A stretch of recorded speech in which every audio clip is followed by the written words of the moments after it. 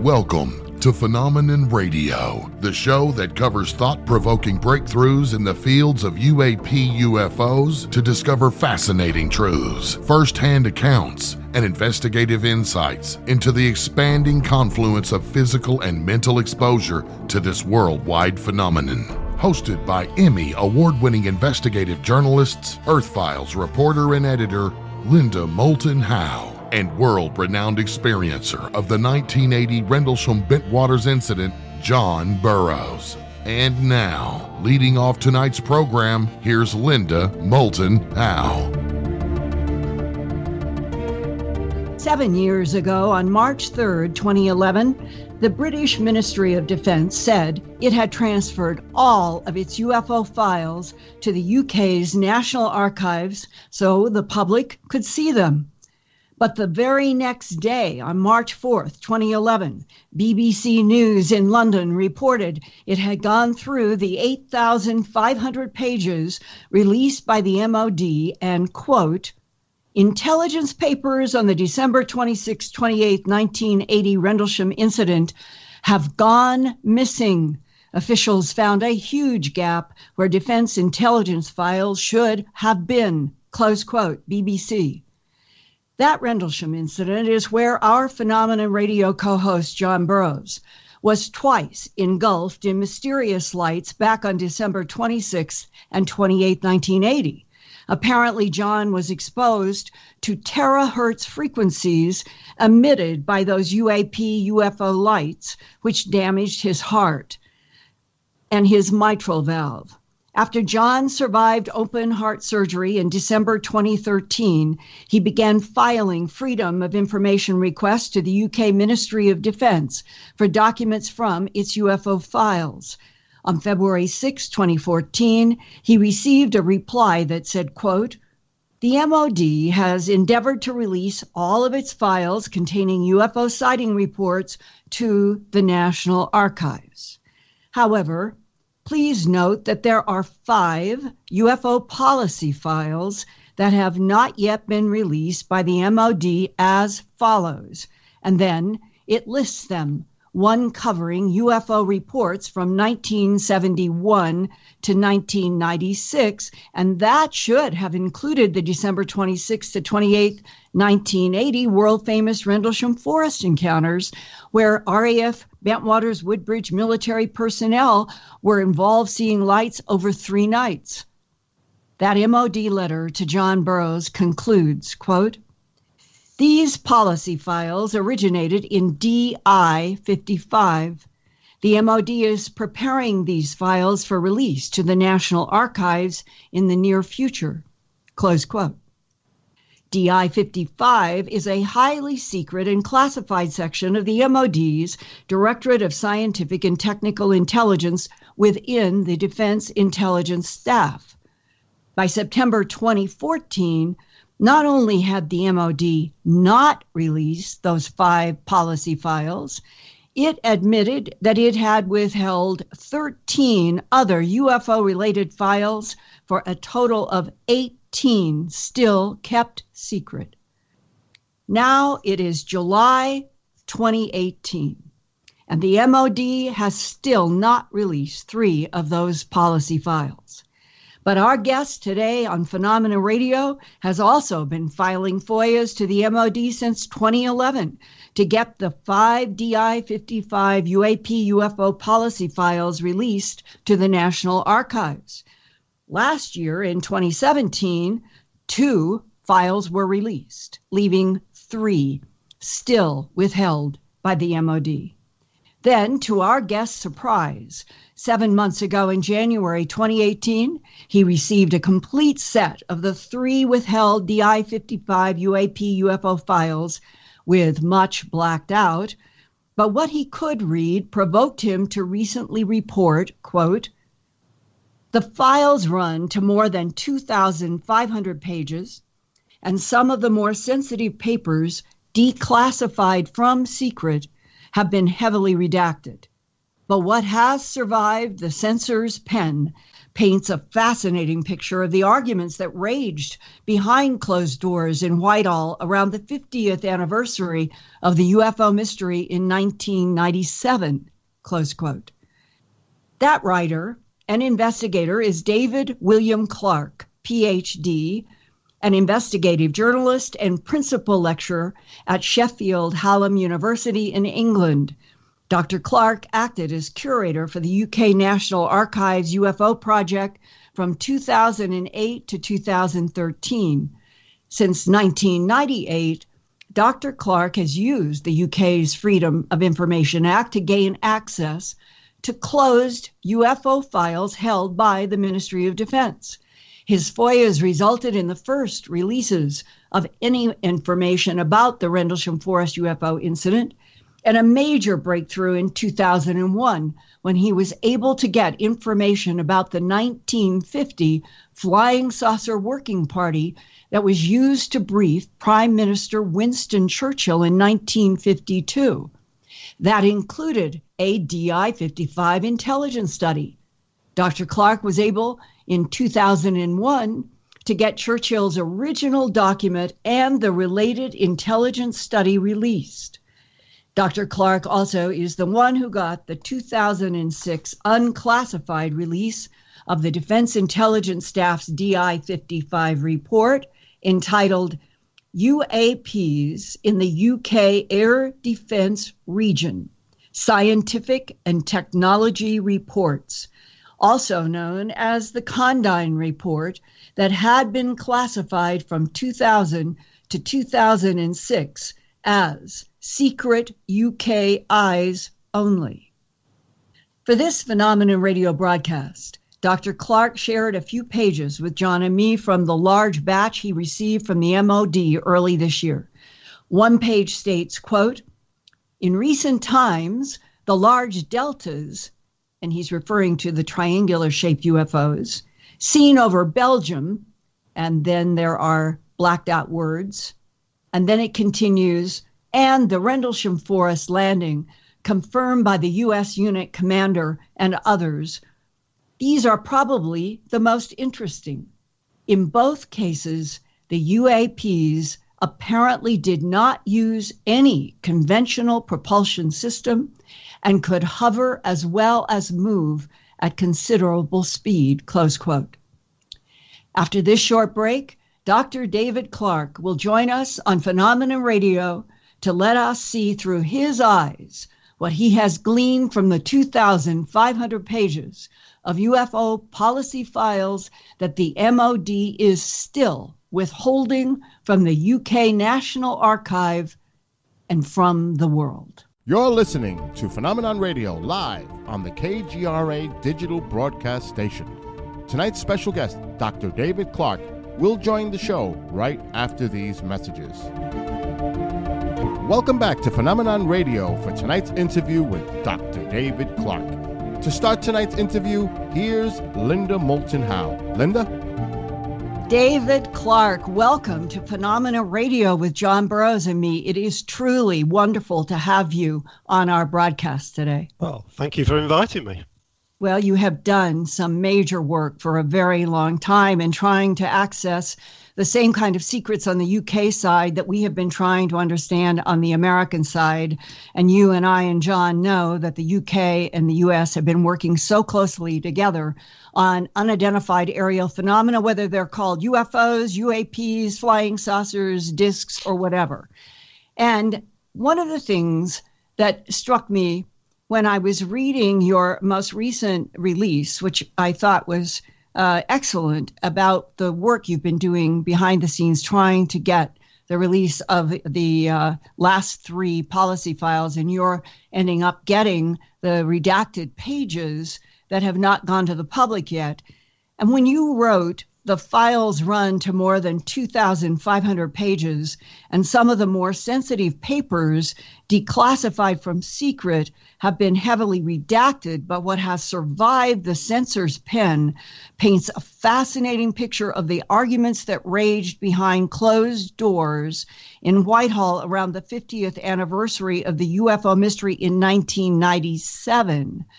Why that focus on 1997? Well, two things, I think, there. First of all, there was a huge amount of media and press interest in the subject. As you will remember, 1996, 97, there was, the release of Independence Day, the movie. There was the X-Files on TV over here in the UK. Huge amount of media interest, constant. I mean, I was working as a journalist at that time, so I was writing some of it. So that has an impact on the Ministry of Defence. They see this stuff, and they have journalists ringing in every day. So in addition to that, also in 1997, we had quite a seismic event here. We had the Labour government elected with Tony Blair as Prime Minister, and on the manifesto was the introduction of a full Freedom of Information Act. That was quite something for a country like Britain, which is, for many, many years still is, absolutely seeped, obsessed with secrecy. Everything is secret.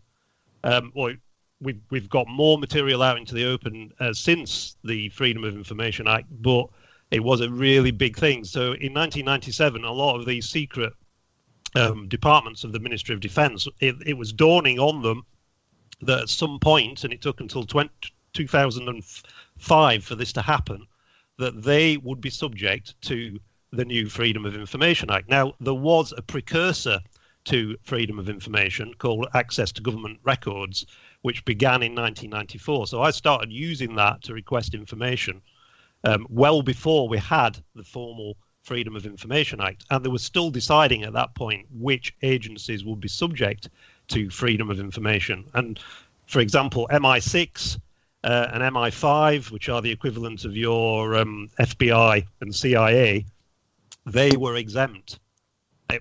They argued that they should be exempt from the Act, and they were. But the Ministry of Defence intelligence staff wasn't. So they fell under the Act. And I think around 1997, 98, they came to realise this, and they realised that the game was up, and that they would have to do something with their spooky files. But what we learn is there was still tremendous interest on the part of some section of the MOD with alliance with the CIA, NSA, DIA, all of it in the United States on this whole issue of what is the propulsion system? How do they seem to neutralize gravity? There was a tremendous amount of interest always going from the 40s to right now about what is in these things? How do they do what they do?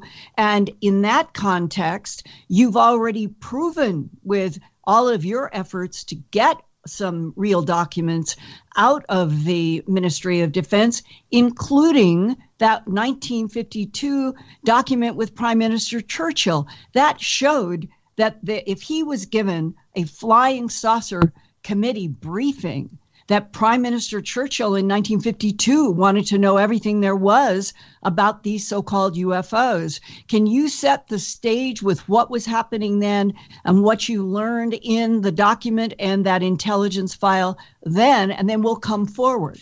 Yeah. I mean, the famous Winston Churchill memo that reads something like, what's all this stuff about flying saucers? What is the truth? Let me have a report. I mean, that was one of the very first British government UFO documents that was released under the old Public Records Act. And it was released at the National Archives in 1986 under the old 30-year rule, because we used to have to wait 30 years even for the most mundane documents to be released. Now, the interesting thing about the Churchill memo, it effectively kicks off the modern interest, British military interest in flying saucers, as they were then known, before they became known as UFOs. And the interesting thing about that memo is the response that he got from the Air Ministry basically says that a full intelligence study was carried out in the previous year, and that it reached a set of conclusions, basically completely negative conclusions, that they were all misidentifications and hoaxes and that kind of thing. And that basically you shouldn't you don't need to worry about this, Prime Minister, and that we've had long discussions with our American colleagues, and they don't think there's anything in this subject either. But the problem is, when people in 1986 onwards then said, well, what was this intelligence study that was done in 1950, 1951? I was one of the people who contacted the records officer at the ministry and basically said, come on then, let's see. Now we've got freedom of information. Let's have a look at this intelligence study, the one that kicked off the whole British interest in this subject in the first place. And the response I got back was, sorry, we've done a search of our files. We can't find it, so we've got to assume it's been destroyed. And that threw people off the sort of trail of this thing, the scent of it for a while. But being a good journalist, I'm like a dog with a bone. I won't let things drop, and I wasn't prepared to sort of just go along with that. So I kept on their back. I got my MP involved. I just kept requesting them go back, have another look, and suddenly this missing, destroyed document was found inside another file. And one day it just dropped through my letterbox in a brown envelope.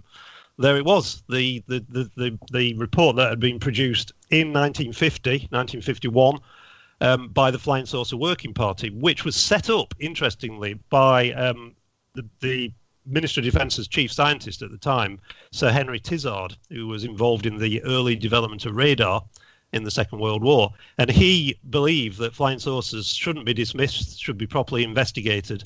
And the Minister of Defence set this study up. The interesting thing about it was, though, that the members of the study, and I interviewed the last surviving member of that study, who was still alive in 2000, I think it was, when I spoke to him. They were not really interested in the subject. They were basically asked to go and do this study because Churchill wanted it, or the Prime Minister of the time wanted it. And it runs to a mere 6 pages. And one section of it was withheld even then because they had to have a word with the CIA to see whether they could mention the words CIA. Again, going back to what you were saying about the, right, the close working relationship. So that really was the start of all this. And I just thought, right, well, this is the start of it. I want to see all the other documents that have been produced and reports commissioned, etc., which began at this long 20-year paper chase that I've been involved in. And look what you have come up with. If you take the 460-page Condign report and you parallel that to what you're saying was a 6 embarrassing pages of nothing that was handed over to Prime Minister Churchill, it means that between 52 and 2006, with the release, or at least changing from UK eyes only to unclassified on the Condign report, the DI-55 report, all of that contradicts really the dismissal in 52. It does, but as with all these things, documents only tell part of the story. As you know, what you need to do is talk to the people who are actually involved in, who actually wrote these documents.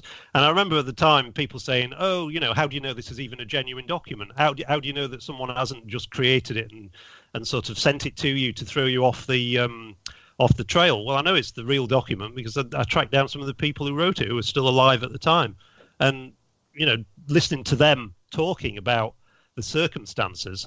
And although it was only 6 pages, the content wasn't actually worthless, in that there was a very, very interesting close encounter in there that was detailed in some length. A RAF test pilot called Stan Hubbard, who was actually living in the United States in retirement until his death quite recently. His account of what he saw of Farnborough Airfield in 1950 was one of the few field investigations that they actually did, and they went into it in great amount of detail. He was interviewed. The whole story is in there, and it's an amazing story. And yet the conclusions are completely negative. They just basically said he was a victim of an optical illusion. Which, again, it's these policies of denial and dismissal that the subject matter doesn't deserve. Can you share with our audience what that phenomena experience was?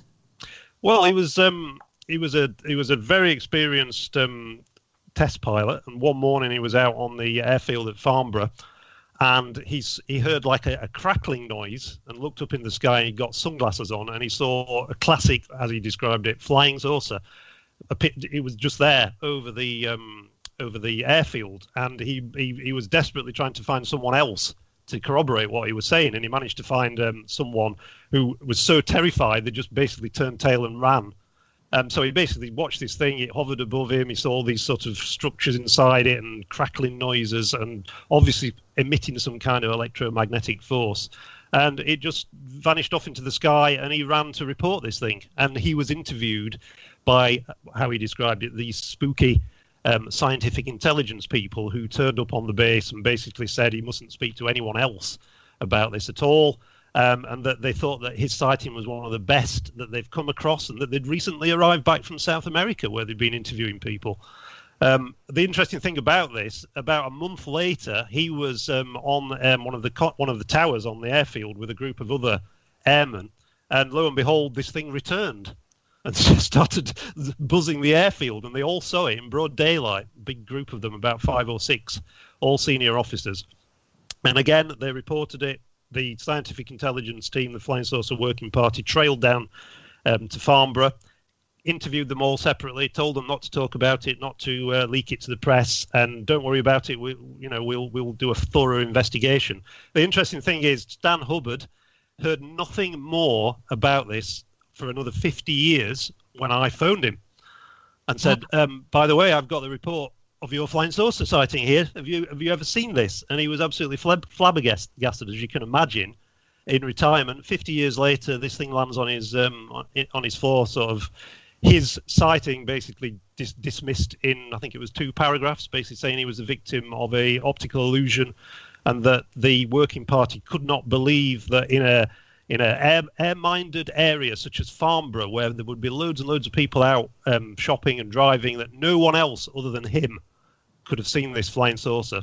And David, doesn't that not underscore that no matter what layer it is in, since World War II, the United States, England, Australia, Canada, and New Zealand, they have all been sort of bound together in a kind of brothers' agreement that when it comes to UFOs, that no one is to talk, which contradicts all of these reports, including the Blue Book dismissal, that underneath all of the so-called dismissals, those are like frosting on a cake to separate the public and the media from the fact that the governments are highly concerned about propulsion systems they do not understand and performances of 90-degree angles at 7,000 miles an hour that would kill a human. Yeah, I think they are embarrassed about it. I think it's something they just don't want to talk about because they've got no reason to talk about it. It's not something that is a factor in their list of priorities. But contact with other intelligences that are not human should be at the top of every country's priority list, shouldn't they? Well, that's not for me to say, is it? It's for them to decide that. David. Yeah, John, I was just going to say, jump in here on this whole issue of UAP versus UFO. Well, the terminology is interesting. You know, the switch from flying saucer to unidentified flying object. In the first place, that was the British adopting the American terminology. And when they didn't like UFO, they decided to come up with UAP to replace that. And I've got some questions about that, but I wanted to kind of expand on what you're saying here. Okay, in the files that you gave Linda for us to look at that you've been able to obtain, one of the discussions about doing the Condign report, which I don't know if the listeners are aware of, or a lot of them may not be, that you were actually the one that discovered the possibility of the Condign report and did FOIA and forced them to release it. I'm correct on that, right? Yeah, that's right, yeah. That's what I said in my intro. Well, I know, but I just wanted to reinforce it. Yeah. Okay. All right. Okay, thanks. But there was this internal discussion, and what I think people will miss is this isn't questions being asked, but an internal discussion about how they needed to take a closer look at the UAPs. And I noticed then, this was prior to they finally changed their policy in 2000, policy files from UFOs to UAPs. The discussion was, the fact of the matter is that we know something's there. We're not totally sure what it is. And we can't go along the lines of it's no defense significance because of the same reason the Soviets, who were penetrating our airspace, even though they didn't attack us at that point, were a defense problem. And these very well could fall under the same issue. So we needed to dig deeper into this. And that was an internal discussion on why or why not they should do the UAP reports. So there were already people inside the DIS that already knew something was going on based on reports they had taken. Yeah, you're absolutely right. Yeah, and there was what I would call an internal war going on between them and some of the other departments. Interestingly enough, the Secretariat Air Staff, the one that Nick Pope used to work in, they were the ones who wanted to shut the whole thing down. They just thought it was a complete waste of their time.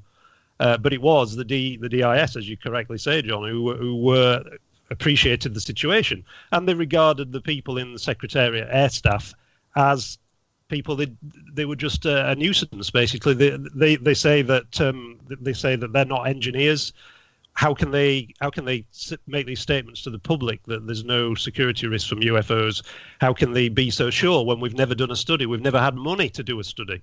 And that internal war, you can actually trace it all the way back 50 years to the time of the Flying Saucer Working Party, because then you had people like Tizard and Churchill, even, who sort of were inclined to believe something was going on, and you had the other scientists, Lindemann, Lord Cherwell, who just dismissed the whole thing as psychology, mass psychology, delusion, and they got the upper hand. Well, I guess my question, David, is this. If you have something you can't explain, and it's clear within the Condign report, he doesn't totally identify what it is. That's been one of the biggest questions. But you have something that appears to be able to do the things this guy analyzed and reported on in the Condign report. Why wouldn't everybody inside intelligence and the MOD themselves want to know more about it to try to weaponize it? A very good question. Yeah. Well, why wouldn't they? So I can't answer that, can I? In John's question and your answer, which is universal. I totally agree with John. Why wouldn't you? Yeah, and it says that there is hard physical phenomena here, David, that governments, physicists, engineers recognized long ago, and they wanted it. Well, I think the basic problem here, and I don't know whether this is the case in the USA, but it's certainly the case in Britain, is politicians and money. I mean, if you look at how much money they spent on the Condign report, £50,000. I mean, it's nothing. It's a drop in the ocean. Right, but David, what stood out to me about this, and that's what I wanted to talk to you about, because you've analyzed these and seen more of these than I have, was this. Okay, you had people inside intelligence in the Defense Science Division realizing that what they could do with this. There was an internal discussion on, do they do a report or not do a report? And unfortunately, I don't think there's anything dubious. I'm sure the document you sent us was kind of cut off on why they didn't want to do it. But my take on this was, did they decide to do this? Did they decide to bring a guy in, have him analyze some of this, to have a double-edged sword? Number one, to get more, to do a database is what they talk about, and put more of this together. Have him, because of his background, was technical and in EMP frequencies, to give them some more information, but at the same time then also kill the project technically by putting it out that they had, but they really weren't, along the lines of developing this technology, you know, and furthering this technology and being able to do it under the cover of the fact that they really did kill the program. There's nothing to it, but in reality there is. And what also stood out to me was, and there was a document in there talking about, it appeared about you trying to get these documents, but it also was a document stating that some of these documents that this guy that was supposed to do the analysis of the UAP were held back from him even. That's correct, yeah. And I just think, to be quite frank with you, I think the Condign report is garbage. And the reason I say that is these files give the game away, because if you are doing a proper scientific report, You're investigating a research question, which is what my students do all the time. You don't set out knowing what the answer is going to be at the end. And basically, he was told by his boss, go off, do this report. You can throw what you like into it. We know you're interested in plasmas and that. Off you go with that. We don't care what you put in it as long as the main recommendation is that we can drop this subject once and for all and get out of this UFO UAP business. Now, that is not the way you go about doing a scientific, open-minded report. And David, didn't you say that the people who were working on the Condign report, DI 55, that some were told you don't do an independent investigation, you can refer to material that is already published? Absolutely, yeah. This goes back even before the Condign report. The last proper field investigations they did, where they actually sent people out into the field to investigate, interview witnesses, which anyone who's had any dealings with ufology knows that is what you must do. Yes. The end of that, the last time they did anything like that was about 1968. They were all instructed, no, you mustn't on any occasions go out and speak to members of the public. So how can you study a subject like this on the basis of bits of paper? You've seen the standard report forms. The files are just full of them. They're just some bored RAF person who gets a call at 12:30 from someone who's seen a red light in the sky over Maidstone, scribbles some bits and pieces down, files it with the UFO desk. That's what our man, Mr. Condign, was working on. He fed all that stuff into a computer. But what he was feeding, if you feed rubbish in, you get rubbish out. And that's what he got, because those sightings, none of them were investigated. They were all just raw material. And as you will all know, whatever you think about UFOs, if you look at the numbers of sightings, just about everyone agrees that 90 to 95% have got a down-to-earth explanation. I think that's one thing believers and skeptics will all agree on. Well, Mr. Condign was using all that material, including the 95%, feeding that into a computer. So garbage in, garbage out, and he did get a garbage answer at the end of it. Well, yeah, but David, he did say that, and I don't have, unfortunately, the wording, some of the more important analysis in the report, but he did say that it possibly could be intelligent in nature. It's able to do things that we don't have the capabilities of doing. And at the end, he said that we should further look into the military capabilities of it. So Where did he grasp this? Well, again, if you read the report carefully, right at the beginning, he says, I'm not going to let myself be distracted by getting involved in the UFO literature and reading UFO books. But as you know, John, because you've read through the report, that's exactly what he did. I mean, he acknowledges in, I think it's part 3 of the study, that he was reading books by Jenny Randalls. He was reading stuff by Paul Devereaux on Earthlight. So he contradicted his own terms of reference. So he was saying, I'm not going to get messed up with all this UFO industry. I'm going to keep myself in my little intelligence bubble and just look at the hard data.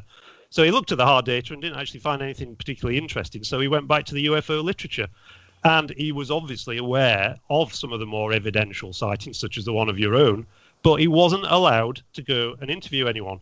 He was strictly told, you mustn't spend any time on any of these well-known incidents, such as the Belgian case that you mentioned. No investigation was done. All they had were bits of paper. They were working from the same data that we're working from. Which is incredible. But then how did he come up with Appendix F, as in Frank, that is titled Potential Mental Effects on Humans?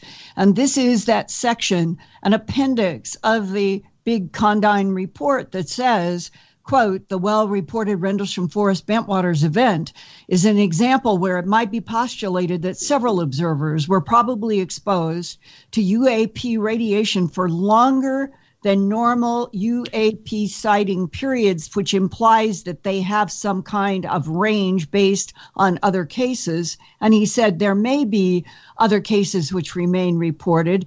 It is clear that the recipients of these effects are not aware that their behavior perception of what they are observing is being modified by these frequencies from these UAPs.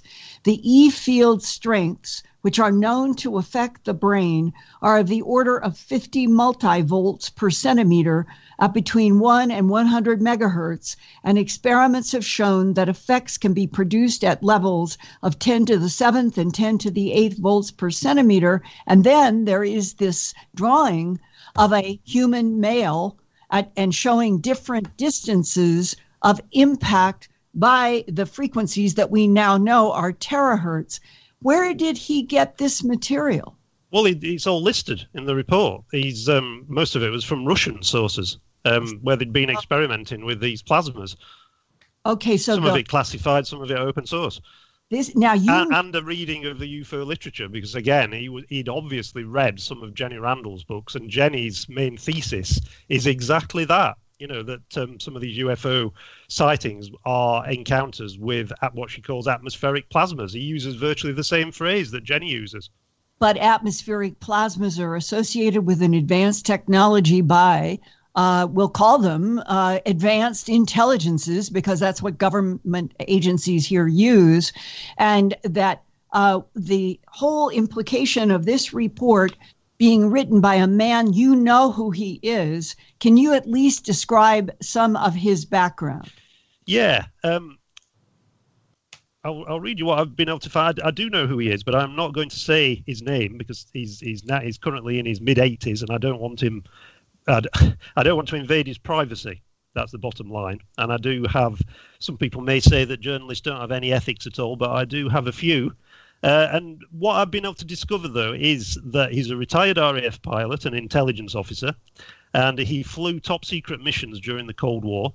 His expertise lies in electronic warfare, radar, air defense, guided weapons. So if you look at that list, that made him the absolute perfect candidate for the MOD's real UFO expert. He was their expert, and he was someone that they drafted in every now and again when they needed an opinion on one of the puzzling incidents that were reported to him. And that may explain why he's familiar with the Rendlesham forest incident.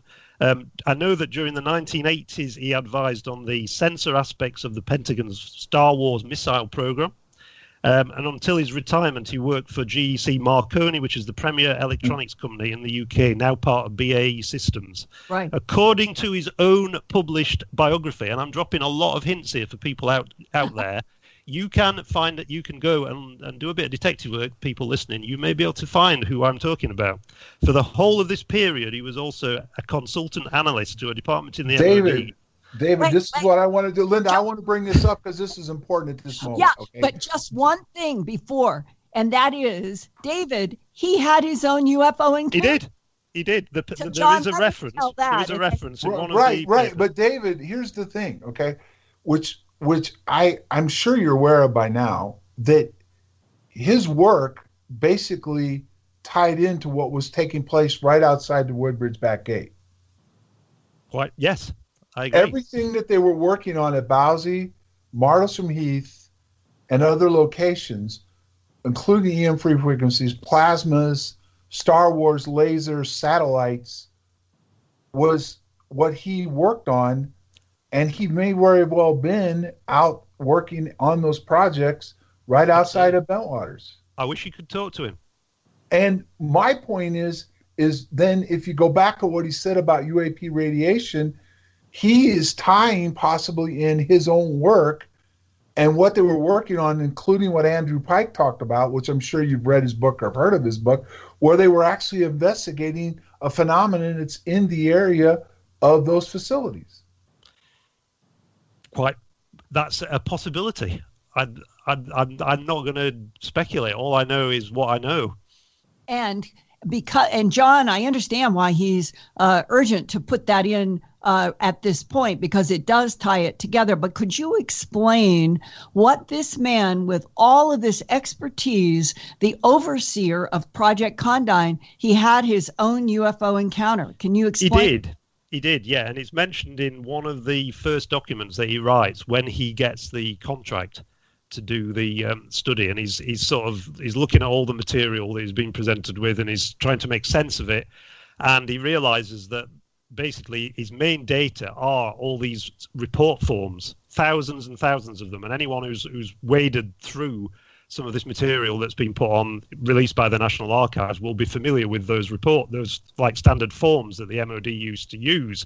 And he actually says it needs rewriting because the data that is requested in those different categories on the films isn't what I need to do this study. He says that himself, and he says, I know this because I filled out one of these films myself after a sortie in the 1950s when I saw an unexplained aerial phenomenon myself. But that's it. It's tantalizing. It's dropped in there. He never makes any reference to it again elsewhere in these files. But he was both a firsthand experiencer of being a pilot who has an encounter with something that falls into the UFO category and that he cannot explain what it is doing. And he ends up being the arc of the mind who goes into all of these other areas. And then what John is bringing up could be at the heart of some kind of a focus by an advanced intelligence in that Bodsey Bentwater area because of what the governments of the UK and the US were doing. Well, again, that's speculation, and I can only tell you what I know from what it says in the documents and from what these people I've spoken to tell me. David, the reason why I find this even more intriguing is this. I got to sit down with General Williams on more than one occasion. And I don't know if you followed his background after he left Bentwaters, but one of his jobs after he left, besides going to Ramstein, was he ended up at Norton. And Norton was the technology command for the United States Air Force at that point. So he oversaw this technology. And when I had a sit down with him, I brought down the Condign report and that part of it. And he read it and he looked up at me and his eyes were kind of wide open. He says, I never thought this would see the light of day. And he said to me, he says, well, do you have any questions? And I said, let's go into these frequencies. And he looked at me and he said, these frequencies, I'm a fly-by-wire type of guy. So I don't know what you want to know from me on these. And I said, well, I talked to you earlier and your degree is in engineering, so you obviously know more about this and how they tie into all this. And his comment was, a questioning time is over. What can I do for you? So yeah. Well, I'm not trying to say these are aliens. And I understand what you're saying, that it's speculation. Okay, so I get that. I get your point, and I understand you better than I ever did based on the research I found out you've been doing behind the scenes. But it does seem to me that two things stand out about this. A, these frequencies are important, which do involve military technology.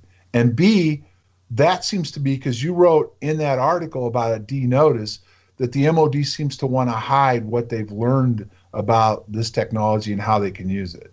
Yeah, I mean, and that's a whole another area that we can talk about. You know, the fact they do want to hide it, and they've done it in two ways. I mean, Ian Cobain, the Guardian journalist, he wrote a book a couple of years ago called The History Thieves, and he wasn't talking about UFOs particularly. He was talking about all the other documents.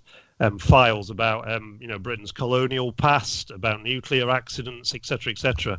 And there's a link between all these things, and what they've done is they've deliberately destroyed documents. They've made it so that people who know about some of these things can't talk to the media.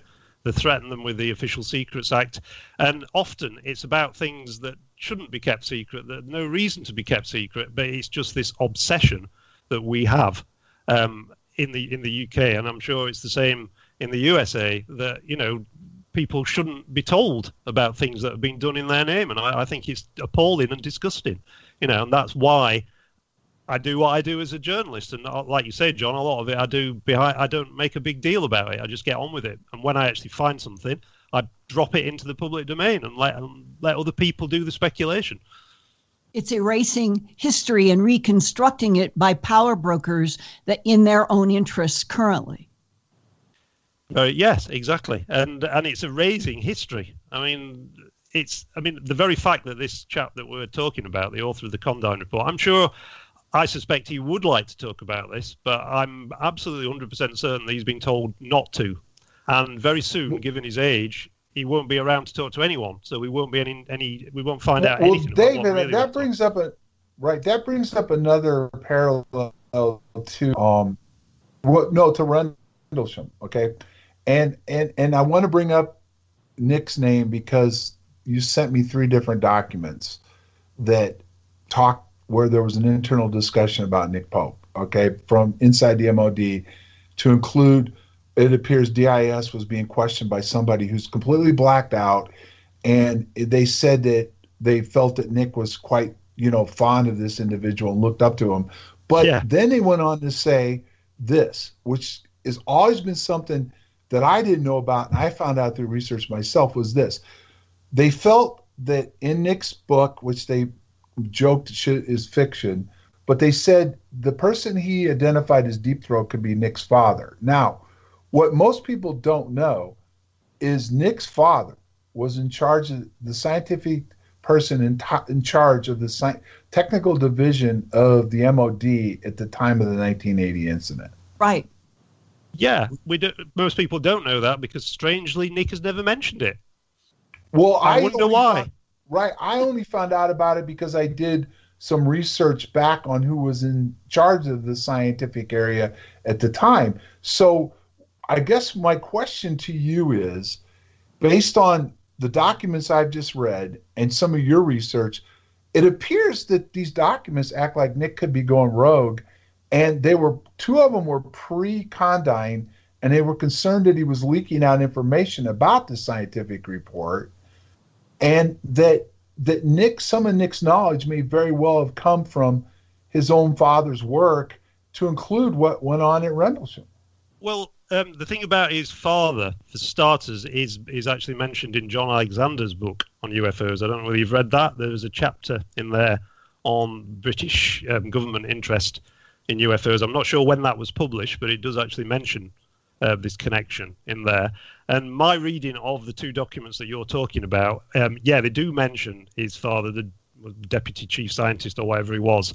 But the person that they are talking about, who they think is his Deep Throat, so you like to see himself as a character from the X-Files at that time, was the DI-55 wing commander, who is the same person who pretty much got the Condign study commissioned, who was definitely someone who thought that something was going on. And it's most of his material that is in these DI-55 files. He is the one who pushed this through. He is the one who tried 2 or 3 or 4 times during the mid-1990s to get this commissioned. Nick Pope isn't even in the loop. I know he's written himself into it now, but it's quite clear he knew nothing about this. I mean, these things are done in little compartmentalized bubbles. And once he'd left the Secretariat Air Staff in 1994, he had no knowledge or connection other than perhaps what he heard on the grapevine about what was going on with the Condign study. So I think all this stuff about what did you know, etc., it's complete waste of time even going there, because he didn't know anything about it.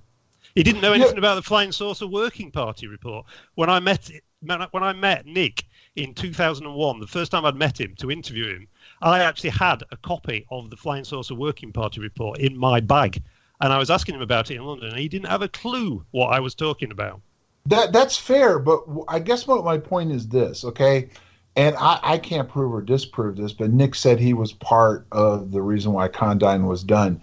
But Nick makes these little innuendos all the time that stood out to me even somewhat in these documents, because one of the things they talked about was the X-Files. And I know there was a hint later about maybe his own book and Deep Throat and all this other stuff. But you go back to Nick and saying there's no UFO and a hangar yet. There's no smoking gun. But there's so many other things that fall under the possibilities. So I guess where I'm going with this is, if Nick, and it's obvious he said he doesn't want to, bring his father into this as little as possible. But if Nick was, over the years growing up and even early on in the MOD, gleaned some knowledge from his father and the technology they were working on, which would include possibly UAPs, because his father was in charge of technology, and all that was being worked on outside Woodbridge Gate in 1980. I mean, involving even the possible testing of UAPs. That's what Andrew Pike said was going on. They were doing a report and work on UAPs at the time, right outside the gate, whatever the phenomenon was that was there. Then Nick would have some knowledge about some of this, but like you said, he was out. Why don't you ask him? Well, that's the problem. What I'm trying to get at is I never can get a straight answer, but I mean, based on... Exactly. But what I'm trying to get at is to you. My question to you was not so much about Nick, but what do you really think happened in Rendlesham Forest based on these new documents, the research you've done? And my other question is, you got Condign out, so you knew about that reference to UAPs in it. Why did you never bring that up, to the public? Because you did show interest in Rendlesham. Well, you've got to understand, it's how many pages in the Condign? 460 pages. Yeah. That reference to Rendlesham is one paragraph in an entire study, and the amount of other material that's in there when the Rendlesham thing is already quite well known. I mean, it's important to you, John, and I understand why it is, but there's a whole bunch of other UFO experiences in there as well that are equally interesting. And my priority is getting the documents out, getting them published, finding out what else they've got, and it's not concentrating on any one particular incident or speculating about things that may or may not have happened. I mean, I spend most of my days, I don't just make freedom of information requests on UFOs. I do it on a whole range of things. I'm pumping them out virtually every day of the week. So, I follow the scent. I follow the paper trail. I get one document and it gives me a clue about another document. Right, but so David, what I think part of why I'm asking you this is this. In it says UAP radiation and to higher levels than normal. Why would that not be itself a FOIA? Where did he base this off of? Yeah, but you say that, but if you actually look at the conclusions, which I'm currently holding here, the UAP executive summary, point 15, it actually says that they haven't found any evidence of any no artifacts of unknown or unexplained origin have been reported or handed to the UK authorities despite thousands of UAP reports. There are no signals intelligence, electronic intelligence, or radiation measurements, and little useful video or anything else. So David, in his conclusions, saying there are no radiation measurements of any significance. So whatever he says in volume 3, he contradicts in his actual summary. Well, David, isn't that summary just like the phony asbestos destruction of documents excuse that you've received, that there are these tripwires throughout the EIS and the CIA, and they have, you explain how you were told, number one, that the Prime Minister Churchill original document had been destroyed, and then you found out that that wasn't true. Well, what did they say about these other policy files for a while? Yeah. I absolutely agree with you. I mean, this is the monster that all of us are struggling with, all of us who are doing investigative work. I mean, you either see it as a conspiracy, that there's someone there who knows about all this stuff and who is actively throwing all these things into the mix to throw us off the scent, or there's the other theory, which is the one I subscribe to, is that the left hand doesn't know what the right is doing, that the entire thing is a cock-up, that no one knows anything about anything. They're all desperately trying to cover their own backs and not cause embarrassment to their minister, whoever that is at the time. And certainly they don't want to draw the attention of the media and people like me to what they're doing secretly. So there are many different ways to interpret these contradictions and problems that are thrown up by the documents and by what these people say. So you either believe in a conspiracy, or you believe that there's something going on, but it's not necessarily someone behind it who's piecing all these things together. And my conclusion is, I just know how the British establishment works, and I think they'd find it impossible to conceal something of this magnitude. But if you hold back documents, and I'm asking is this: if you hold back certain documents that this guy who did the report needed to put the conclusions together, number one, how can he make a justifiable conclusion? But also, was he told at the end just to write up it so it looked like the place was closed, but we still wanted to investigate more? And what I didn't know until tonight that you told me was his background in all of the technology stuff. Yeah. So he would have been basing some of his references and what he knew based on his own investigation and work on technology itself, which again doesn't tie back to what, is it alien or not? Do you understand what I mean? Yeah, I do. I think you've got a point there. I think he was basically told, just go away and write something. We don't care what you do with it, but just make sure that the end result gets us out of this business. It's embarrassing. It's costly. We don't want anything more to do with UFOs. And I think rather cleverly, because he had all this knowledge that you're talking about, I think he's put that in there. He didn't need to, but maybe that's some kind of message that he's putting out, that, there is something to this, and it is something to do with electromagnetic radiation or whatever. So maybe he's fulfilled what he had to do for the contract that he was given, but he put all this stuff in that you are very rightly focusing upon. He didn't need to. And I think there's got to be an explanation as to why he decided to do that, because he could have just written a completely negative report, much like the Flying Saucer Working Party, just 6 pages, basically said this is a load of nonsense. And his bosses would have been satisfied, but he didn't, did he? He produced a 4-volume, 463-page monster, all full of this material, which won't go away. Which I think people need to understand, David, and you correct me if I'm wrong, but what I read behind it was this was never supposed to be released to the public. But because of your work and you caught something about a report, you forced their hand on this. I did, yeah. I mean, I'm always on the lookout for this kind of thing. And because I was going through all the documents that were being released, not just the ones under FOI, but the ones they were releasing at the National Archives under the 30-year rule, I was going through them forensically. And it was by doing that I came upon references to this study, and that some work had been done. And immediately I waited until the first day the Freedom of Information Act came in, the 1st of January 2005, and it's there in the files because there's 3 files on me in those files that have been released.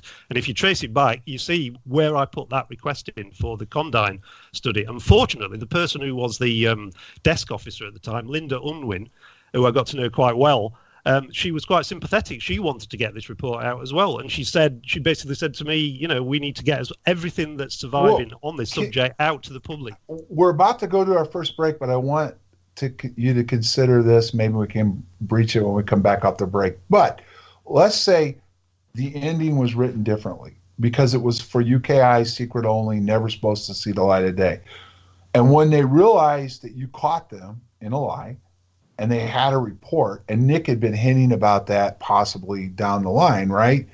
They altered the ending of the report, and then they went about closing down the UFO desk afterwards. Is that a possibility? And I'd like to take that up. So. Okay, but I'd like to hear your reason why you don't think so after the break. Okay. Thanks, David. Thank you, Linda, John, and David.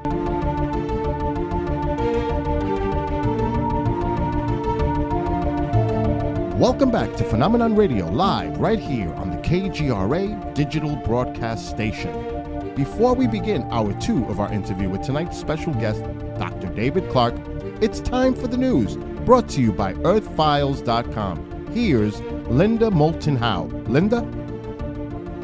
On July 25th, 2018, there were headlines around the world about the discovery of a lake of water found by radar a mile below the Martian South Pole. Water could mean extraterrestrial life there as well, even if only microbes.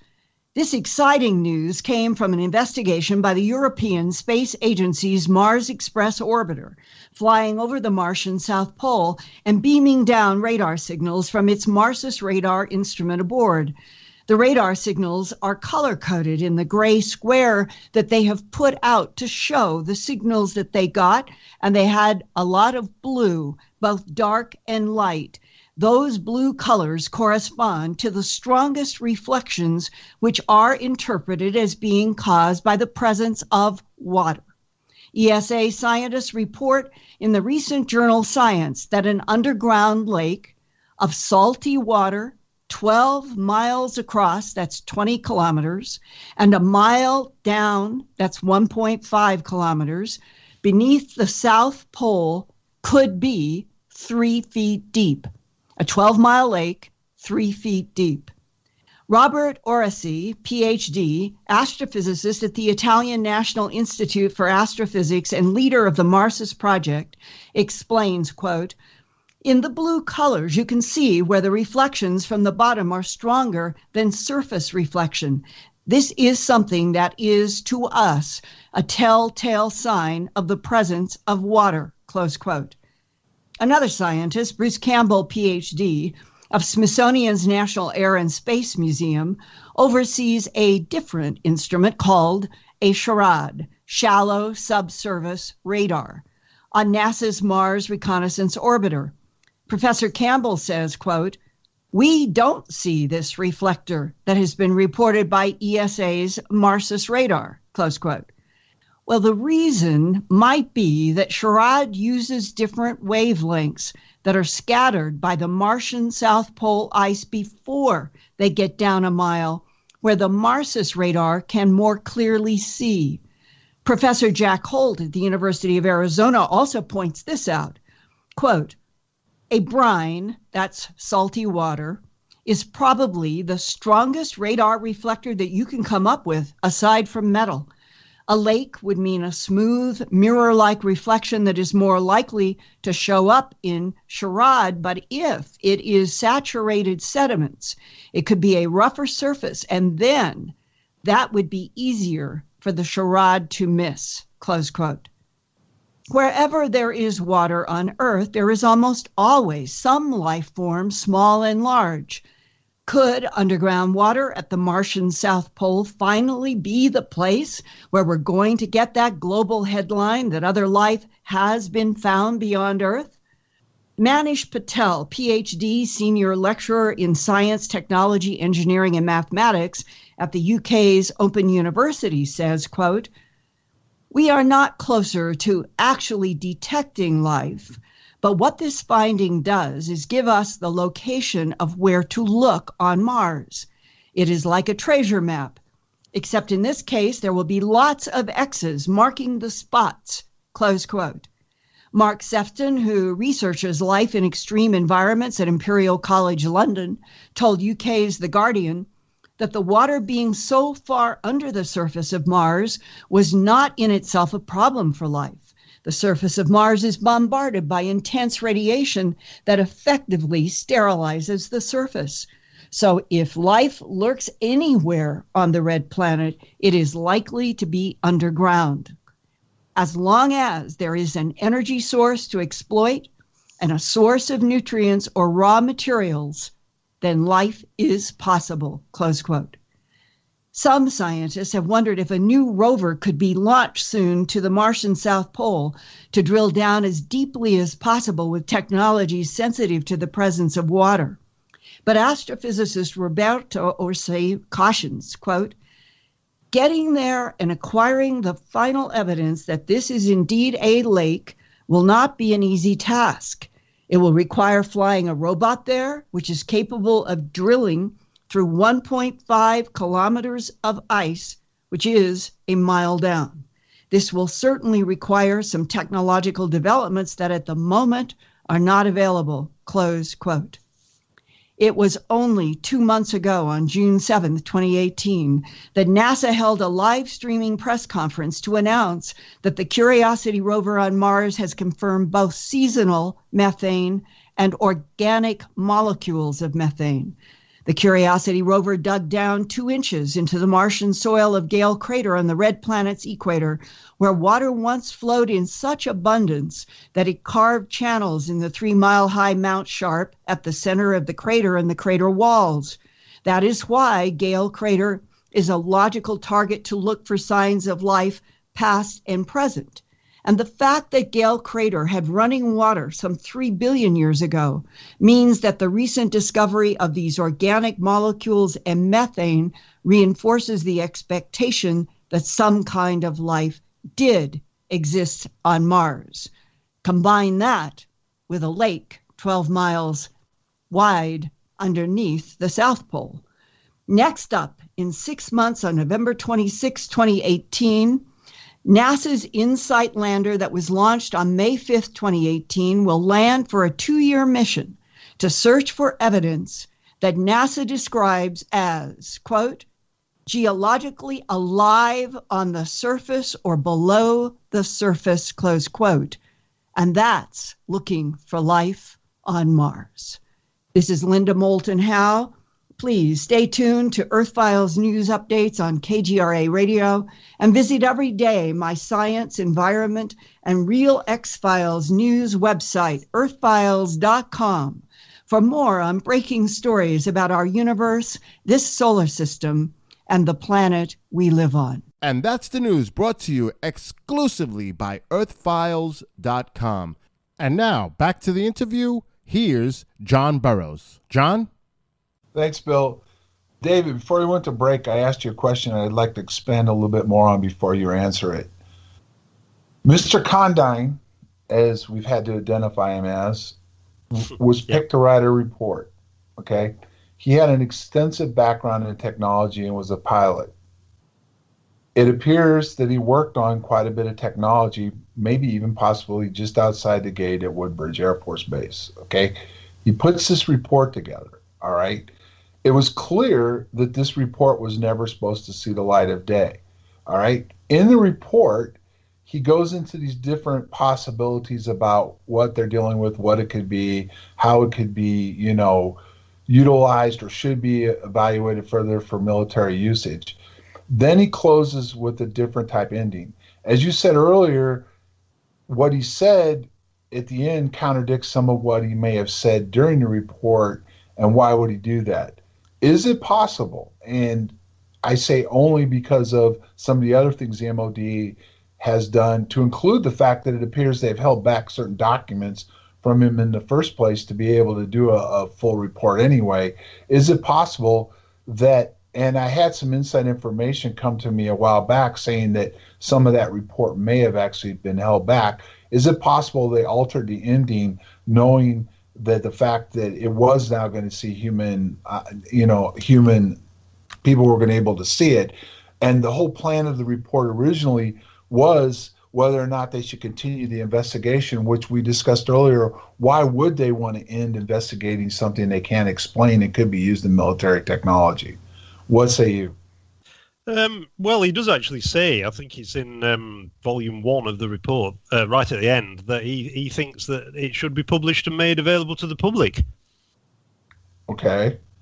And, I mean, what about when I'm going with this, the whole way it was handled, the MOD, you know, at the end being forced to release it because of you? And could they not have altered some of it, or had it altered a different type of ending based on the fact that they've decided, well, this is definitely becoming a headache now because there's more and more questions coming in, and we can use this now, especially with the ending we have, to end the UFO project? Yeah. I mean, when you say it was altered, I mean, the report, if you follow the whole sort of paper trail right back to when it was first commissioned about 1995, way back then, if you look at the terms of reference, they were completely different in 1995 to what he eventually ends up with in 1996, and he actually explains that in the same letter where he talks about his own personal sighting, because what originally DI-55 wanted a much larger, more widely extensive terms of reference. They were obviously, all these people, they're all wanting money from the pot. You know, there's all the different parts of the Ministry of Defence, all sort of like having to make a pitch for money for their own particular projects. And so originally they wanted to do a more thorough study where they would be looking at specific incidents. But at the end of the day, it got kicked back about 2 or 3 times. And the amount of money that they were actually allocated was a tiny fraction of what they originally wanted. So obviously the report was altered before it was even written. And when you follow the paper trail in the files that I've just been working through, it's quite obvious that he was told right from the very beginning when he was starting, whatever you do, all we want to see at the end of it is that DI-55 should be able to delete the subject of UAPs from our task list, and that's what he did. So if you want to interpret that as it being altered, then yes, I suppose it was altered in terms of the fact that if he hadn't been told that had to be his conclusion, he would probably have reached a completely different one. And But David, also one other question, Linda, one other follow-up. Why the change, do you think, from 96, 2000 prior, it was all UFO files, but 2000 forward, they changed their policy files to UAPs?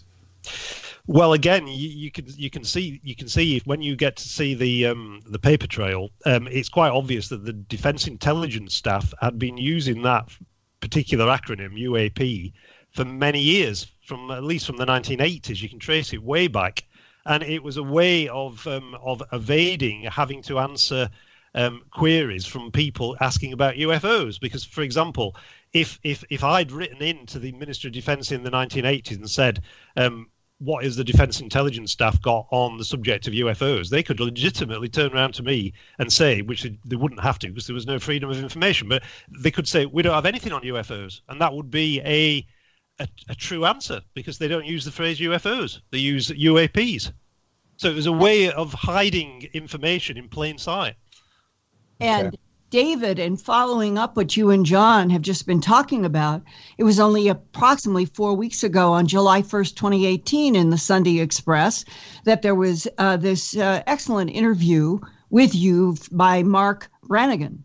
And in here, you are quoted, Dr. Clarke said, the MOD have been desperately trying to delay the release of these formerly secret and highly sensitive papers for more than a decade.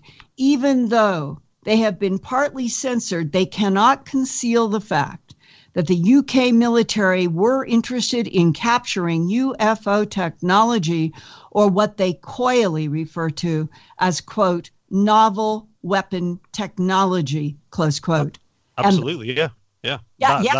That's there in the files. That's what they wanted to do. Which it does seem a very strange decision then to say, right, well, we want to delete this subject entirely from our task list. Yeah, and perhaps it captured one in the meantime. I'm sure that they had all kinds of things behind all these denials. And then the next paragraph. And the files, we're talking here concerning Condign, and what you've seen in the policy files that they released to you in redacted form. And the files, this is you talking, and the files reveal they were desperate to capture this technology wherever it came from before the Russians or the Chinese got hold of it first. Yes. Yeah, and they seem particularly worried that the Russians and Chinese were far ahead of them in their in the research they'd been doing, and there are references way back mid-1990s to what they'd call, quote, an informal group within the U.S. intelligence community that was working on this subject, and that our DI-55 wing commander had actually met them on a trip to the USA. So. Really? Yeah, so whatever's behind this new study that's been revealed, the Pentagon one, there was obviously something going on in the mid-1990s as well. Oh, you mean the ATIP advanced? Yeah. I'm going to give the title that the New York Times ran with on December 16th, 2017. It was Advanced Aerospace Threat Identification Program. I hate these acronyms. Well, what's interesting is the New York Times had aerospace on that day, but Politico was given by the releasers advanced aviation, and then the Washington Post was given advanced aviation. There you have three mainstream releases, one of which is different from the other two. The New York Times getting the correct one, which I understand advanced aerospace is the correct one. But you have muddying the waters in the release to three prominent press agencies right there to have people argue about, which then reduces the credibility of the content. Well, these are the games these non-people play, aren't they? I mean, it's basically stalling. It's putting it's hoping that people will go off the scent. I mean, particularly with journalists, as you know, we've all got deadlines. If they can stall, if they can sort of drag it out so that people lose interest and move on to something more interesting like Brexit or something, then that's what they'll do. And going back to what you were saying earlier about what the Sunday Express quoted me as saying about the fact that they were desperate to sort of hang on to these files. I mean, you've seen the email trail that I've sent you. Yes. Which I don't know how many pages it drags onto, and it goes all the way back to 2011. And there's an equally long one going back from 2011 to 2007. And as you can see from that, I just would not let the matter drop. They were constantly coming up with excuses as to why they can't release these files. I mean, in all the dealings I've had with government bodies, I have never experienced something as long drawn out, as duplicitous, and as dishonest as that. Because on at least 2 occasions, they actually sent the files to Q, to the National Archives. And for some reason, the National Archives then sent them back to the Ministry of Defence. So every time I was contacting one party or the other, they were just passing the buck and saying, oh, well, sorry, you need to speak to the Ministry of Defence. All right, no, you need to speak to the National Archives. And this charade carried on until I threatened to take them to the Information Commissioner. And they probably did that on purpose. Well, undoubtedly, yeah, because they just thought, well, maybe he'll fall off a cliff or he'll get distracted by something else in the meantime. David, I want you to reiterate something because I want to make sure I heard it right. John, just hold 1 second here. And this is where, David, you also were told that when you inquired about the Rendlesham Forest incident, that you were told that those documents that were disappeared, that have been missing out of the 8,500 that the BBC said that all these files about Rendlesham had gone missing, you got back an answer that it was asbestos. Well, I knew they were missing long ago, long before that.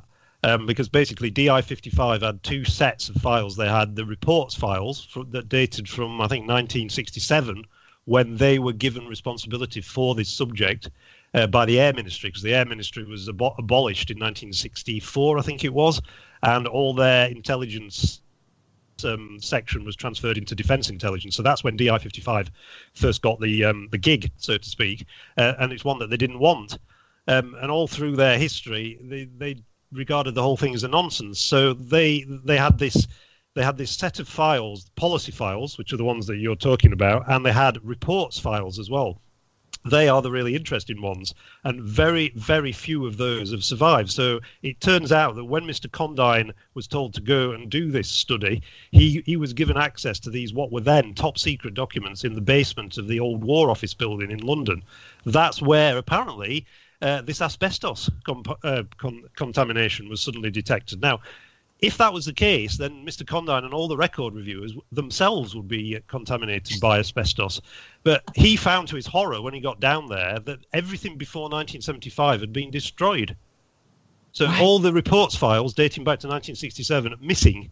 And all he could find was a scribbled note basically saying they were sent to archives in 1984 and marked as destroyed on the orders of a senior defence intelligence official. Which no reason why, but obviously they saw the whole thing as embarrassing. And people in those positions wouldn't, from what I understand, the attitude is, we've got a whole bunch of files here, and you've got to remember also that this is before we had electronic storage. And, you know, if you've got huge numbers of paper files and nowhere to store them, what tended to happen before freedom of information was someone would just say, do we need these files on UFOs anymore? Nah, not interested in the subject. Let's put them in an incinerator. And that decision is taken at quite a low level in the hierarchy. It doesn't necessarily have to come from above. If someone just thinks the whole subject is nonsense, and a lot of people in the MOD do think that, they would think, why do we need to have all these filing cabinets full of these reports of lights in the sky? You know, we need to get rid of them so we can use the filing cabinets for something else. But David, we have had the same parallel in Roswell. Remember when the CIA tried to get away with explaining them as wooden dummies the third time around that had been dropped so they could explain the bodies? And CBS News did some research and found out that no wooden bodies had been dropped anywhere in the Roswell region until sometime in the 50s, could never have explained 47. Well, it was Congressman Schiff from New Mexico who then went to the GEO and said, I want to have an investigation. And then what comes back? It sounds exactly like the UK. We're sorry, sir. All of the documents in 45 to 49 were destroyed without permission, they said. Yes. Yep. Well, I just think it's actually quite amusing that the greatest mystery in the history of humankind, some records officer somewhere has thought, no, chuck it in the bin. I've got here what I think is the most interesting document of all. This is my favourite, which is what I found in this set of files, and it's written by our friend, this mysterious DI-55 wing commander. And basically, it dates from about 1995, and it's about that time that they actually officially admitted that DI-55 even existed. Because if you remember, even before that, they were actually removing the phrase DI-55 from documents they released to ufologists because they didn't want to admit this organization even existed. Well, this person writes to his opposite number, which would have been Nick Pope's successor, Kerry Philpott, in the Secretariat Air Staff. He says, I see no reason for continuing to deny that the Defence Intelligence Staff has an interest in UFOs. However, if the association is formally made public, then the Ministry of Defence will no doubt be pressurised to state what the intelligence role or interest is. This could lead to disbelief and embarrassment, since few people are likely to believe the truth that lack of funds and higher priorities have prevented any study of the thousands of reports received. And that was written in 1995, just before the Condign study was commissioned. And someone has written in the margin in pencil, ouch, with an exclamation mark. And I think that says it all, really. Well, but is that another layer of just another type of asbestos excuse when behind all of this, there have been all these studies in Rendlesham Forest and beyond in which they clearly, when the they is UK and US working together, trying to understand propulsion, neutralizing gravity, holograms, and all of the technologies that we know that they have been doing behind all of these paper chases. Yeah, but you've got to understand it in the context of that statement that I've just read, that person writing that did not suspect for a minute that piece of paper would ever see the light of day. He was writing it in the way that I would write a personal email to you. Mm-hmm. David, I do have a question before we get too farther along. You made a comment a few minutes back, and you said the DI-55 commander met with somebody in the United States. Yeah. Who was that? Well, there's no way of knowing because, as you'll see from the documents, all names are removed under Section 40 of the Act. What time frame was that? I would say 1995-6. And this DI-55 commander had an interaction with the United States. Was it United States Intel? Yeah, he was on an exchange visit. Okay, and it had to do with UAPs? It was to do with defense intelligence. Okay, so he goes to the United States. Now, they deny that there's been any interaction between the governments for what you said earlier, I don't know how many years. But he goes over to the United States and meets with the United States intelligence agencies, okay? And he's the DI-55 commander. And isn't that about the same time ATIP started, Linda? Well, if you take the Harry Reid story, it went from 2005 to 2012, 7 years. Okay, so this would have been pre.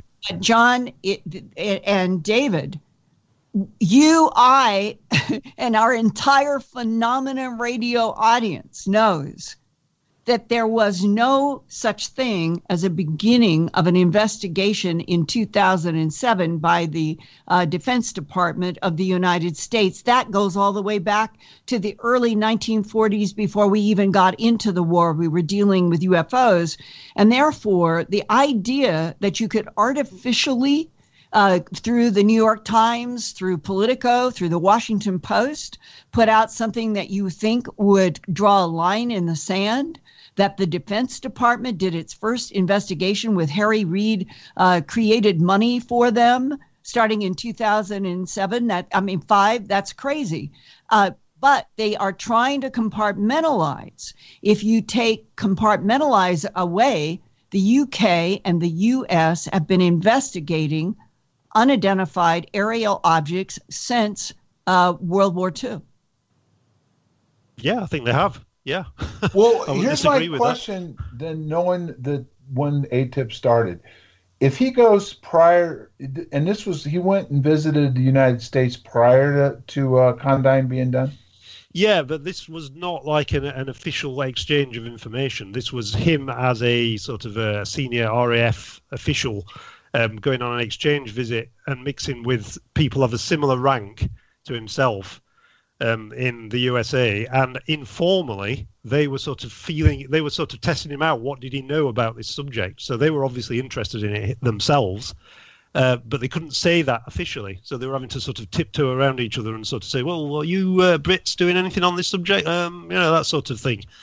So none of it was official. He's just reporting on an informal conversation that he had while he was over there. Okay, so he goes over and talks to the United States. You've said that documents clearly show they were worried about the Russians and the Chinese having, being ahead of the game in all of this. Yeah. So there's a race between America, the UK, Soviet Union, and the Chinese for UAP technology. And I guess one of the things that I wonder is, why would there be such a race if this didn't exist and they knew there was something to it? And the fact that they realized that whatever it is, they could weaponize it, but they just wanted to be the first one to weaponize it. Well, all I can tell you there is what a very senior defense intelligence officer who I interviewed actually said on that subject. And his take on it was that a lot of it was the Russians sort of saying that they were making these breakthroughs and advances and et cetera, and they were doing that deliberately to sort of make the West spend lots of money and resources following them when actually none of it was true. And they were doing similar things with all the psychic experiments and remote viewing, et cetera. All that same information was filtering back to the West, and in some respects, some of it could be just complete disinformation to try and throw the West off the what they were really working on. So okay. I'm not saying this is my view. All I can tell you is from interviewing this guy who was very, very senior in the DIS, that was his view, that a lot of it was complete exaggeration. And because military people are constantly wanting to get more money out of the government. If you're a senior military person and your fund's been cut, and you can go to the minister and say, "Oh, well, we've heard that the Russians are working on they've captured a flying saucer. I think we need some money to spend so that we can do something similar." These are the games these people play. Well, right, no doubt. And they, not only do they play the games, but they both sides want the other to think they have more than they do. I don't disagree with any of that. But you go back to the core discussion on why they needed to do this was, what did they know? I guess my point is, what did they know about UAPs that they really thought was that important? And what really is a UAP? And then what I asked you earlier on in the first segment, but you never got a chance to answer was, first of all, what did they know about UAPs? Do you feel UAPs were involved in Rendlesham? And what's your take on Rendlesham today? Well, I've always thought that something extraordinary happened there. Whether it was something ordinary that was at the base of it, something unexplained happened. And I simply, to be absolutely honest, I don't know what happened there. Is it possible to be honest? I could come out with some fantastic explanation that yes, there was some wonderful top secret underground base where military weapons were being built, but it's just speculation. All I can say is I don't know, but something clearly happened. Right. What about the UAP reference? I mean, do you think, because Pike said they were studying UAPs, that there's that technology there? How does Pike know this? He's an astronomer. Well, according to him, he wasn't an official. Here's where it got interesting about Pike. In one aspect, he says he's doing an official study, but he doesn't identify for who. But then he turns around, and when you say, well, the official study absolutely must have had some kind of government funding, he goes absolutely ballistic about the fact that he had nothing to do with the government. Well, this is it. How reliable is the source material? Would be my question as a journalist. It's like, does the source stand up to scrutiny? Well, So but there's loads of people that come out of the woodwork and say, "Oh yeah, I know this, and I used to work for so and so." A lot of them turn out to be fantasists. I don't disagree, but I did some FOIA on Pike and his work, and it led to a actual between him and Condign. I got a FOIA. It's pretty much redacted, but I've talked about this before, but I've never released it. That they did develop a weapons type systems off this phenomenon that was in Rendlesham Forest.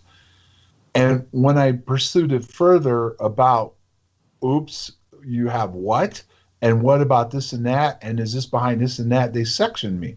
And at that point, they told me they would no longer answer any of my questions until after the entire, all these documents that they still held were released. And they've never released the documents. So I can't ask any more questions, even about the FOIA that I got that has to do with the weapon technology. And believe it or not, they redacted almost everything, but two things that were out of it you could point to. One was BAE Systems was in the middle of it, and two, there was some kind of a tank company in Ohio that was involved in this too. Right, I don't know, because I've never seen any of the documents that you're referring to, but I do know, having done quite a bit of historical research on it, that what happened in 1980 wasn't an isolated occurrence. I mean, I just going through the RAF Woodbridge logbook, the occurrence report, which I've done for right from the 1930s up to the mid 1960s. I found an entry just after the Second World War, 1946, something seen in the forest, which they thought was an aircraft that had crashed, very similar to your story. Right. And patrol sent out to look for it in 1946, which seems to suggest there's something in the forest that people keep seeing. Right, and that goes back to some research I just did from back in the UK, where we have identified ley lines in an energy force that's out closer to the coast. But the interesting thing is that's partly what Pike was supposedly looking at, what was creating this phenomenon that has been seen in the forest, like you said, back even to the 40s. And something else that's never really been looked at closely is the two major UFO incidents that took place, one in the 50s, was followed up right afterwards by an incident in New Mexico. And then the following incidents that took place, New Mexico had a similar type incident take place, and then the Rendlesham case took place. At Kirtland, wasn't it, John? Yeah, it's in that canyon or whatever, yeah. It's Coyote Canyon. Yeah. And that was where, without question, because I talked with Ernie Edwards, who was the security officer who put that document out and signed it, that there was a UFO, and that's what it says, that landed in Coyote Canyon, which I live about 20 miles from there.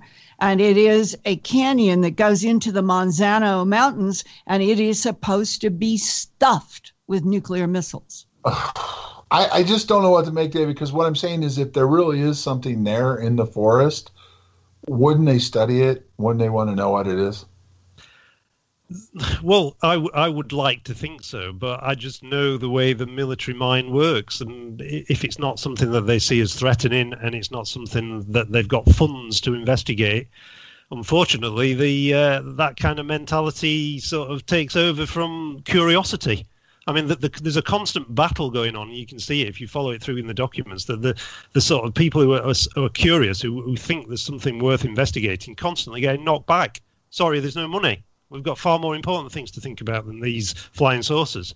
That's something you can trace right back to the Winston Churchill era. But isn't that a phony deflection? Well, that's one way of interpreting it, and another way of interpreting it is that it's true. That is the predominant attitude, that people weren't interested. I mean, we're interested. That's why we're here now, all talking to each other in 5 different time zones. Right, but David, but we can't assume that because we are fascinated and interested in this subject that these people we're talking about, these defense intelligence people, are. Right. Do you feel though, based, and our government's worse than yours, because even when you win, you have to take them to court all the way to almost to the Supreme Court. Then when this Gersten won, he got I don't know how many pages of nothing but blacked out information. Okay, but at least your government somewhat, if you force their hand like you have, is somewhat transparent. But isn't some of the problem, and did you see it in these documents, because I haven't seen them all, and all your research, is that it's really hard for somebody in the funding area to make a fair assessment of what they should and shouldn't do if things are being held back? Well, yeah, and then they tend to regard people such as myself as just nuisances, people that they really just do not want to deal with. I mean, you may have seen, I think one of the documents I sent you earlier dates from 2000, and they were actually checking me out. They had the Defense Security Agency looking into my background because I'd asked for access to these defense intelligence documents at the time that, as we were just talking about quite recently, they'd disappeared. They'd realized that a lot of them had vanished and presumably destroyed. My letter lands on their entry exactly the same time, and you can read the paranoia behind the memo. It's like, how does this guy know about this stuff? Who's been leaking this information to him? So little did I know at the time. They were sort of checking me out as well, and I was just doing my job as a journalist. Yeah, and on that score, again in this July 1st Sunday Express, Mark Brannigan quotes you as he sets up, but by 1997, the word had come down from Whitehall that the security service is investigating, quote, X-file stuff such as alien abductions, close quote, had become, quote, a diversion from their main duties, close quote. Can you elaborate on whatever thinking you have from DI-55 and the man who was running Condign about the whole human abduction syndrome, because it's a major part of the UFO UAP phenomenon? Yeah, they hardly mention that at all. I mean, they mention it almost as a joke, that do not go anywhere near all this alien abduction stuff. I mean, the quote you've just read is one of the outstanding passages in the new files. But the reason why they, in 96, 97, that suddenly they found that their workload had doubled, in fact, trebled, they were blaming it on Nick. They were saying that because of the fact he'd come out and sort of said he used to work there and that he believed in UFOs and all the rest of it, and he'd published this book. As a result of that, the successor, Nick's successor, Kerry Philpott, she was very anti-UFO. She was completely opposite in terms of her attitude to the subject, and she was basically moaning to her boss, can't we get out of this mess that we've been left in? And I think quite unfairly blaming Nick for a lot of the workload that she was suddenly receiving, because it wasn't just because of Nick's book. It was because of it, again, like we were discussing earlier. It was all the publicity around the 50th anniversary of the subject. But again, it was all seen as, we can't get the work done we should be getting done, our priorities, which is like briefing ministers on the latest aircraft, the latest defense review. We can't get any of that done because we're constantly being plagued by these people who claim they've been abducted by aliens. And ironically, David, John Burroughs, that we are talking with, co-host of Phenomena Radio, would fit into the category of somebody who experienced missing time and engulfed in light twice at RAF Bentwaters Woodbridge. Yeah, well, I mean, that's the last person that they would want to hear from. I mean, there's a classic case file, I think it's from the late 1980s, where a lady from Manchester in northern England writes in and basically says that she's had this close encounter with a UFO and that she's lost period of time and that she's had all kinds of nightmares, etc., etc. And she writes into the MOD and said, "You're the MOD, you're supposed to be defending us. What are you going to do about this?" And the guy just writes back and said, "Oh, well, perhaps you ought to go and see your doctor." Boy. Well, that was it. No more correspondence. Yeah, and yet in the United States, John and I know that there are units since at least the 1950s and 60s by somebody and some people that we know who their entire Central Intelligence Agency funding and their assignments related to studying people who had been abducted.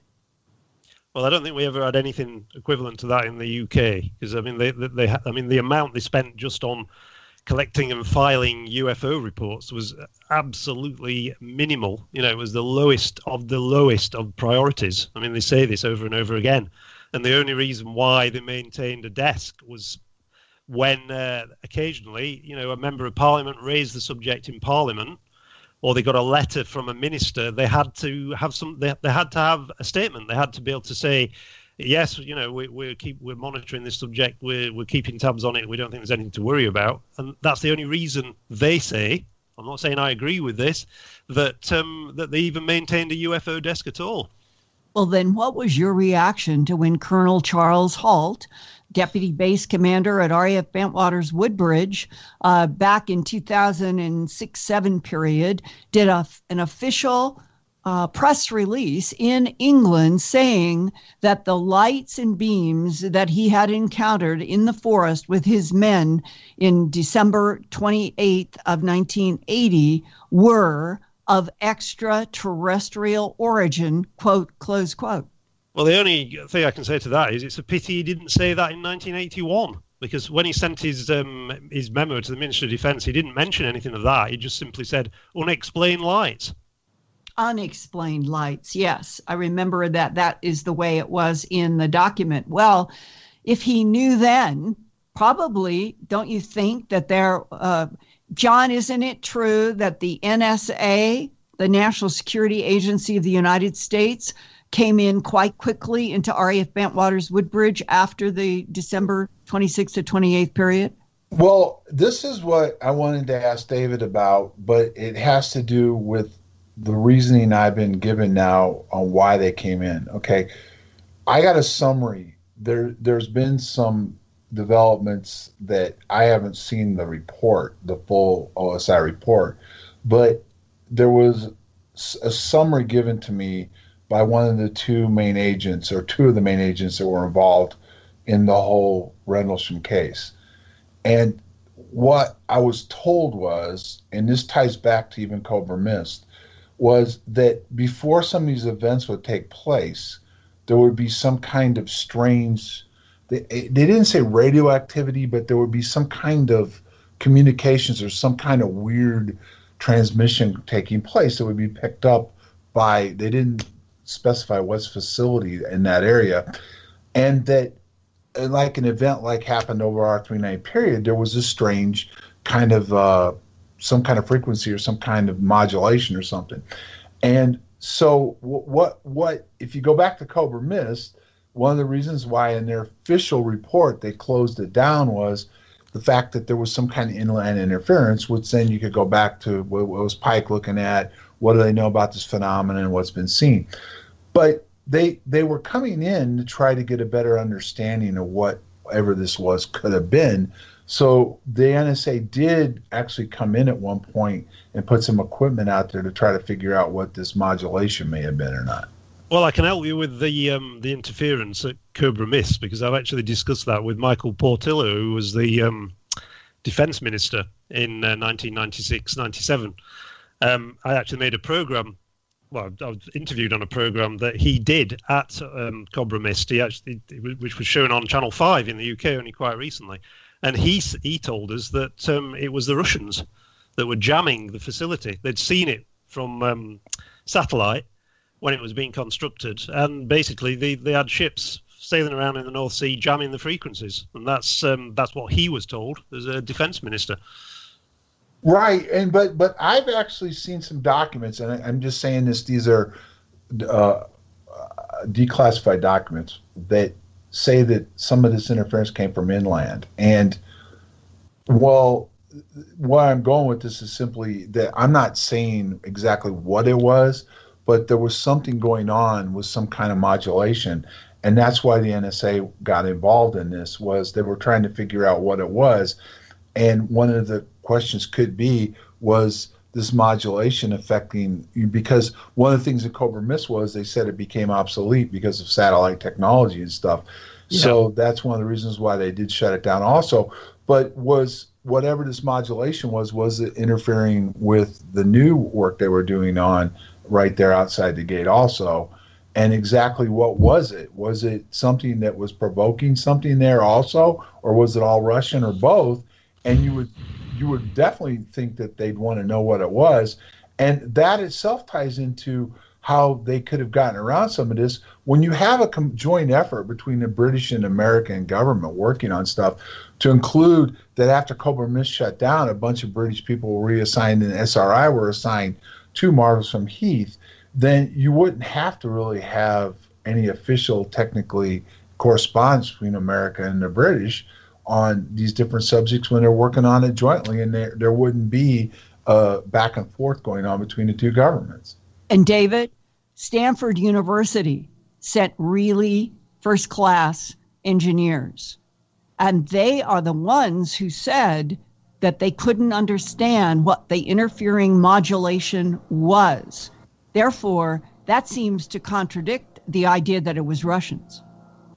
May well be, but I mean, all these things have got to be seen in context in terms of when did the people from Stanford say that, and was it then investigated further and they concluded it was the Russians? So you've got to, again, it's all part of the when did people say things and what did they know at that time? And the whole thing is, the whole facility was just a gigantic waste of public money anyway. It didn't work. That's the bottom line. That's why they closed it. Well, it didn't work because of the interference. That's what the biggest issue was. That was actually the determination by both governments that there was some kind of modulation that was interfering with it. But I guess what I'm going with this is simply this. There is, as you said in that one of the articles, there is something being hidden about technology. I absolutely agree. And even ATIP is working, or ATIP was involved in technology, and To the Stars is focusing on technology and even propulsions. And if you go into these MOD documents, they go into all that. They talk about all these possibilities and what a UAP could do and what the benefits of it are. They do, but the person who's doing the talking, again, I go back to what this senior defense intelligence official told me, was regarded as, quote, a blue sky thinker. Someone who was constantly coming up with ideas, and almost some of them science fiction. The same guy or the same collection of people who were in defense intelligence were talking about a time travel machine as well. But doesn't mean to say that a time travel machine was built or it was anything other than just wild speculation and another attempt to get all of the pot of money that they could spend on doing research. So I think you've got to steer away to some extent from speculating that simply because people talk about these fantastic things that they actually exist and that real research and development has actually been done on them. A lot of it is just talk. David, I have interviewed two people, one a physicist, one was in Delta Force. And the man who was in Delta Force passed a couple of months ago. But he and the physicist said that they both have time traveled, and they have done it and they don't know each other. I'm the only common denominator. I don't front load. I've never told either one of them about the other, but they described exactly the same kind of structure. And they said the physicist had been involved in a time travel project as early as the 1970s. And he said it works pretty well, but that the people who have to do the time travel are physically destroyed, their bodies. Well, again, it's a story, isn't it? Well, is it true? I am an investigative reporter. I do and have a track record of accurate information that has come to me from some whistleblowers. And in this case, I think the physicist is telling the absolute truth. But the obvious question that an investigative reporter normally would ask is, where's the evidence? A story is only a story. Where's the? You say that people have died. There must be some evidence that someone has died. Where is that evidence? I didn't say they died of that. I say that one of the two has died. One of the two sources has died this year. He's passed on. but the physicist is still alive. And I think that some of these people need to be considered when you raise this question. Could they have been doing some kind of a time travel experiment in England? Well, it's not impossible, but I just know from the contacts that I have in the MOD, I just know how tight resources are. You know, there is no money to spend on these kinds of projects, even quite sort of basic technology. Okay, can I ask you this, David? When you talk to these guys, it was clearly, and this was during the Cold War, obviously, going on, there was a joint UK, American, and even somewhat NATO cooperation, and a lot of the stuff that went on was the actual theory, and the initial projects would be developed by UK scientists and personnel, and then the US would step in with the funding to help, make it become operational. So the fact that you get these different theories and thoughts coming out, and I totally get where you're coming from about how the Russians, Chinese, and Americans the British play a game of we got this but we don't, and all this, and get them to waste money and go down a different hole. Yeah. And also the fact that they're looking for money themselves to try to come up with these theories. We had a guy by the name of Chuck DeCaro say, a lot of times people come up with these ideas and they have some theories behind it, even some possibilities that make it work, but then they go back to the original weapons that are fail-safe and are a lot cheaper to do. But I guess they're doing it now, aren't they? I mean, only about how long ago? A couple of months ago, Putin. You remember the press conference? Right. We now have nuclear weapons that can outwit anything that the West have got. They can fly on the radar, etc., etc. Is that true? Or are they just saying that because they want us to believe that, and we will then waste loads of money developing even more expensive weapons to counter these non-existent weapons that the Russians have got? So it's going on all the time. Right, and I don't disagree with you on any of that. But I guess where I'm intrigued, and we're running out of time, and this has been a great show, is this. I love the fact that you're pushing the envelope on this, and I would push it further, but I've been sectioned. So until these files come out, I've got some more questions to ask, but they're not going to let me. But I guess there clearly is deception going on inside your government and our government about all of this and what they really know and how far they've developed this technology. Even to like I said, what the New York Times, what Linda's talking about, the New York Times article and stuff, where they're looking at these propulsion systems and how they can use them and utilize them. And even in the MOD documents about the stealth, the propulsion, and everything else. So there's something to this. The question is, how much of it is real and how much of it isn't? Exactly, yeah. And I'm quite convinced that they are still looking at this, but it's so deep now. They've obviously given it some other acronym that they can hide behind. They'll be doing work on it and they'll be collecting material about it, but it may be another 50 years before we find out what was really going on. Who knows? But I mean, the fact is we know an awful lot now that we didn't know 20 or 30 years ago. Right. And David Clarke, may you never, ever stop your persistence in trying to get to the truth. You really are a hero in the document search. And we at Phenomena Radio are so grateful that you have spent these 2 hours today, because this was really, really an important bridge between the documents that we've been referencing ever since we have known about Project Condign, and knowing that behind all of it, that there has been these scrambled eggs and phony excuses of destroyed documents that are probably underground somewhere. And David, we've only got about a minute left. Give the audience your website and how they can follow you. Yeah, well, if you just type into your browser www.drdavidclarke.co.uk, that's where I blog. But there's a lot of other material on the website, on the pages, and I will continue to dig. And whenever I find anything, you'll be the first to know. Thanks for inviting me on.